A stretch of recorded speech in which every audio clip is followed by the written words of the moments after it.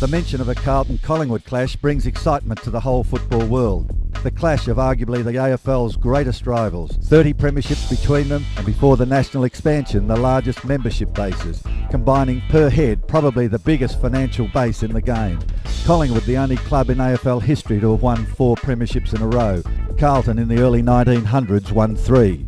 Huge attendances, savage encounters and great players are what these contests were about. Players like Nichols, Gallagher, Jesaulenko, Clover, Mackay and Jackson for the Blues, Coventry, Collier, Tuddenham, Richardson, McKenna, Price and Thompson for the Magpies brought the tribal emotion and passion from 2 geographically close inner city suburbs on game day. It was sit tight, hold on and enjoy the ride.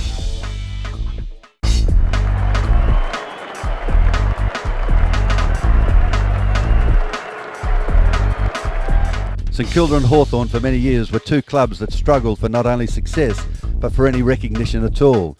Most people thought that they were in the competition for not much more than just making up the numbers.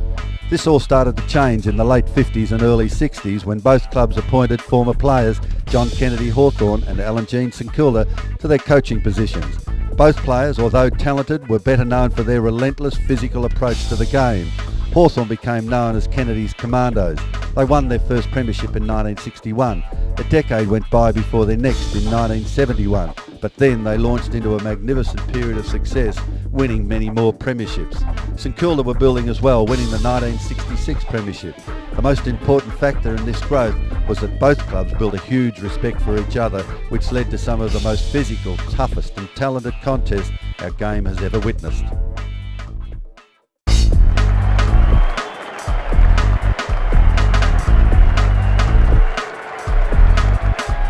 There must be something about things that fly in the air, magpies and bombers.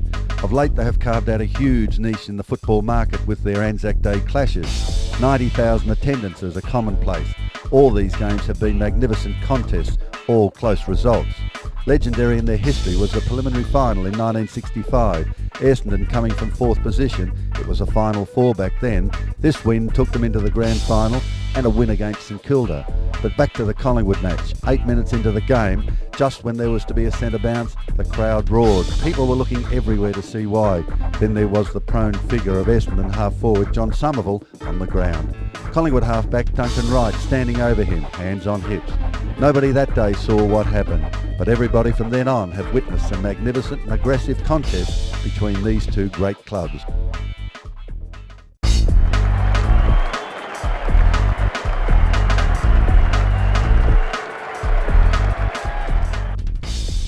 With almost identical starts to their life of league competitors, both these clubs, Hawthorn and North Melbourne, were chopping blocks for their competitors. If the opposition were low in confidence, wait and build it again on these 2 easy beats. The thing to remember is that they had little talent, but great heart and passion plus a memory that didn't ever leave them. Then with improved management, John Kennedy coaching Hawthorn, former Melbourne star and hero and successful Carlton coach Ron Barassi taking over the reins at North Melbourne, the rebirth was happening. In the ensuing years, North won 3 premierships and Hawthorn 9, a far cry from the easy beat tag. More importantly, their success ran in parallel, setting up great rivalry between the clubs. This brought to the AFL public, from the mid-70s on, some magnificent contests from these 2 great clubs.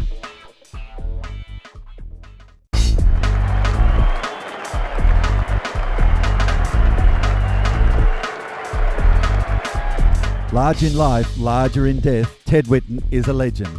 The mantle is bestowed on his shoulders by such greats as John Nichols, Bob Skilton and Alan Aylett, fitted very comfortably that Ted Whitten is Mr. Football.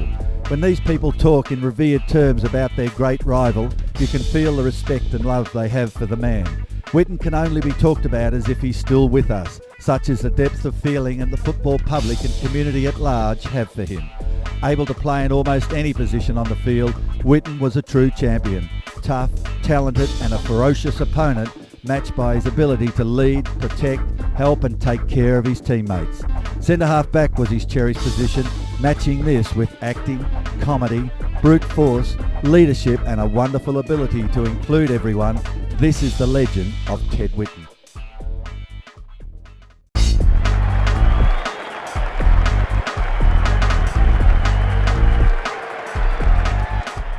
When looking for great contests and you talk about Gary Ablett, it's hard to believe anybody could consistently curtail his brilliance. The general public perception is that Ablett could be the most brilliant individual player in history. Then you mention the name Silvani, Stephen that is, Carlton's fullback and the player selected in the AFL's Team of the Century in the same position. These two had a decade of contests. In general play, it was probably line ball, but Ablett's job was to kick goals for Geelong, something he didn't do often against Silvani. The question is why? Part because of Stephen's respect for Ablett as a player, a scalp he most cherished, and secondly because of Geelong's game plan, which focused totally on Ablett. In simple terms, Gary took Silvani to the ball. More importantly for our great game, we the football public were treated to a thrilling contest.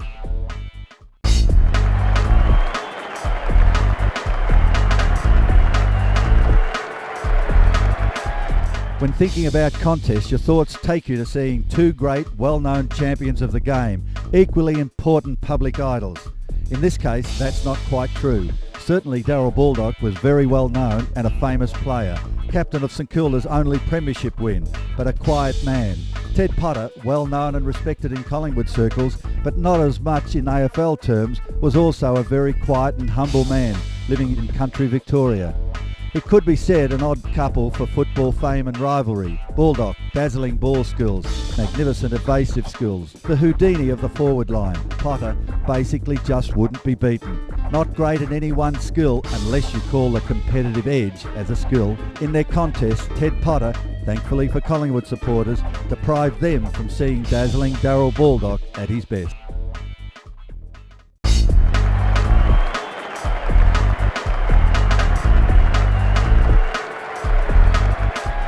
Polly Farmer versus John Nichols, a perfectionist game made in heaven.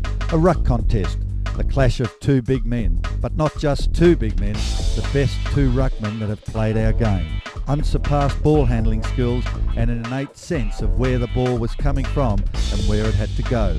That was Polly.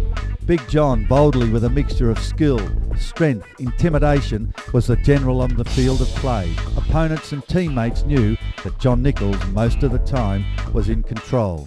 Both were there when their respective teams won premierships. The contest between two skillful individuals were a treat to watch. The thing that overshadowed all else between the two men was the utmost respect they paid each other and each other's talent. Battles of this strength and skill will never be seen again in our current style of football.